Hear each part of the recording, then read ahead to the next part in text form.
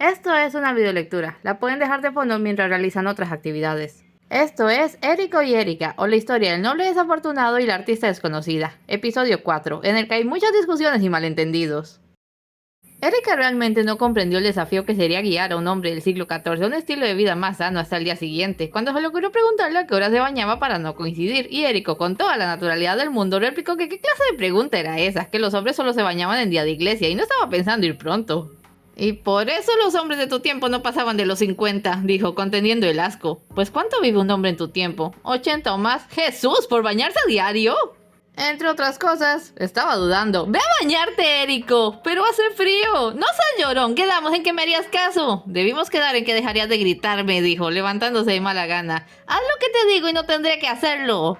Así comenzaron. Durante los siguientes días sostuvieron una pequeña guerra de voluntades. Y es que Érico podía ser lo bastante inteligente para saber lo que le convenía, pero también era tosudo, y por pura crianza le era en extremo difícil tragarse de estar recibiendo órdenes de una mujer con la misma autoridad que mostraría, por ejemplo, a un capitán de lanceros. Sufría mucho pensando en la pobre suerte de los hombres en el futuro si es que todas las mujeres eran así.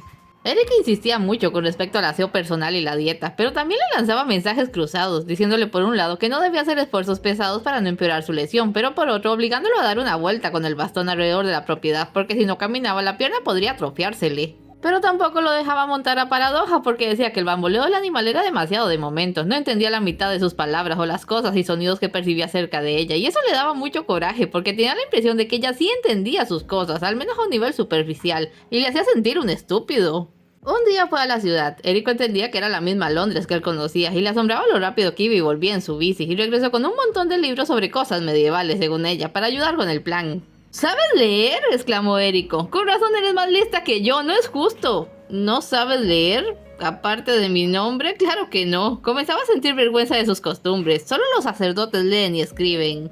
Pues en mi tiempo es de ley que todos sepan hacerlo, no los enseñan desde niños. Los sacerdotes, no, maestros, en las escuelas. Escuelas para los niños y las niñas, para que sepan leer, escribir, hacer cuentas y muchas otras cosas.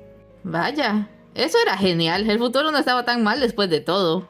¿Te gustaría aprender?, preguntó Erika de pronto. Ya no soy un niño y no tenemos esas escuelas aquí. No importa, puedes aprender a cualquier edad y yo puedo enseñarte. ¿Crees que ayudaría? ¡Claro que sí! Espera un momento. Empujó su mesa y su silla hacia la ventana, haciéndola coincidir con las del pasado. Ahora podía sentarse cara a cara. Un hombre educado puede lograr lo que sea en la vida.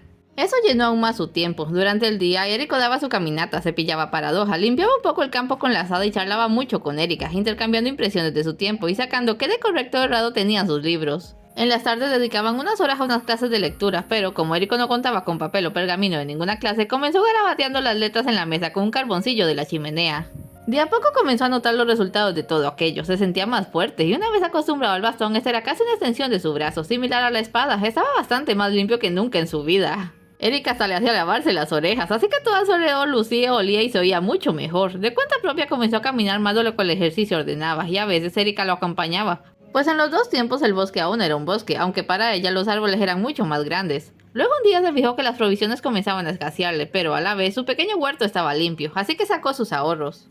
Es mi turno de ir a la ciudad, dijo, contando y separando el dinero. ¿De verdad usaban estos cachitos? Son cuartos de penique, ¿ya no lo usan en tu tiempo? No, ahora en Europa se usa el euro. ¿Europa? ¿Te refieres al continente? Inglaterra, Francia, Alemania, Italia, España y todos los demás formaron la Unión Europea. ¿Europa se unificó?, preguntó, completamente asombrado. No, siguen siendo cada uno un país, pero todos usan la misma moneda. Es más simple para los viajeros. ¡Oh! El euro es como el oro.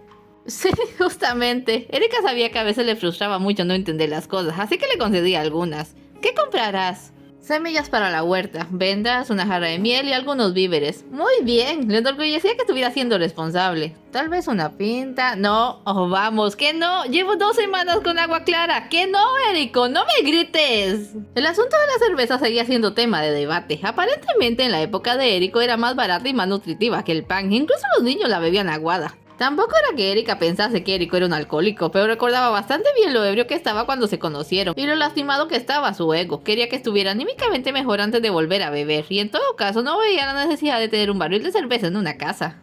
De acuerdo, nada de cerveza. A fin de cuentas, ¿qué le impedía tomarse un trago en una cervecería antes de volver? Se guardó bien el dinero y salió a montar a su caballo. Paradoja necesitaba ejercitarse también, así que tras despedirse de Erika y alejarse hasta donde creyó que su conexión se cortaba, le soltó la brida para que echara a galopar. Oh sí, también lo extrañaba, el viento sobre el rostro y la fuerza de un animal tan grande bajo sus muslos. Algunos le habían dicho que así se sentía estar como una mujer ideal. No podía asegurarlo, no tenía demasiada experiencia con mujeres, y tras su herida había llegado a creer que no la tendría nunca. Pero todo era diferente ahora, gracias a Erika tenía perspectivas de un futuro brillante, donde su nombre significase algo en los libros de historia. Oh, diablos. Al llegar a la ciudad y bajar del caballo, entendió de inmediato las advertencias de Erika sobre el bamboleo. Tomó su bastón y llevó a Paradoja de la brida con la otra mano. No conocía tanto Londres como para saber dónde dejarlo a buen recaudo, así que lo mantendría consigo, y así de paso no tendría que cargar con nada. Anduvo con cautela entre las calles y el populacho buscando el mercado. Y fue entonces cuando comenzó a notar que le miraban, pero de forma extraña. No era la mirada de niños burlones fijándose en un lisiado al que pudieran hacer tropezar, ni de hombres poco solidarios que solo podían agradecer no ser ellos, eran las mujeres. Giró la cabeza para todos lados como un pajarillo, logrando que varias apartaran la mirada entre risillas. ¿Qué le estaban mirando? ¿Por qué cuchicheaban? De lo que Eriko no se daba cuenta, y no iba a notarlo hasta dentro de otras 3 semanas, era que resultaba sumamente llamativo. Desde su perspectiva no era un caballero lisiado, caído en desgracia por la flecha mala vida de un turco. Desde la perspectiva de las simpáticas señoritas de Londres, era un caballero en toda regla, de estampa reluciente, con un bonito caballo, un peinado impecable y un bastón elegante que pregonaba la gloria de alguna victoria pasada. Sumamente nervioso por aquella sensación de acoso injustificado, realizó sus compras lo más rápido posible. Uno de los tenderos trató de timarle con respecto al precio de una barra de 1 libra, pero Eriko le había cogido el truquillo a las matemáticas. De hecho, le encantaban, y el tendero llegó a darle 3 barras de libra para que no fuera por allí contando sus tretas. Eso le mejoró muchísimo el humor. A mitad del día, y dado que se había ahorrado lo del pan, decidió que se merecía algo bueno, así que dejó a Paradoja bien atado frente a una pollería y entró. «¿Te atiendo enseguida, guapo?», le dijo una tabernera afanada. Erika esperó con paciencia. 4 sendos pollos asaban en un espetón y el aroma le hacía a la boca agua. Según Erika, la dieta británica tenía demasiada carne y llevaba las últimas semanas comiendo como conejo. Vaya que iba a disfrutar de aquello. «¡Vive Dios, que no creo lo que veo!», exclamó una voz de pronto, tan alta que todo el mundo la oyó. «¡Pero sí es Sir desafortunado!». El estómago de Eriko se hundió como una piedra. Reconocía la burla y, crueles eran los caminos de la vida, reconoció la voz. Era de un joven de su edad que hasta el momento había estado jugando a los dados en otra mesa con varios caballeros, y él también llevaba la indumentaria apropiada de un caballero real.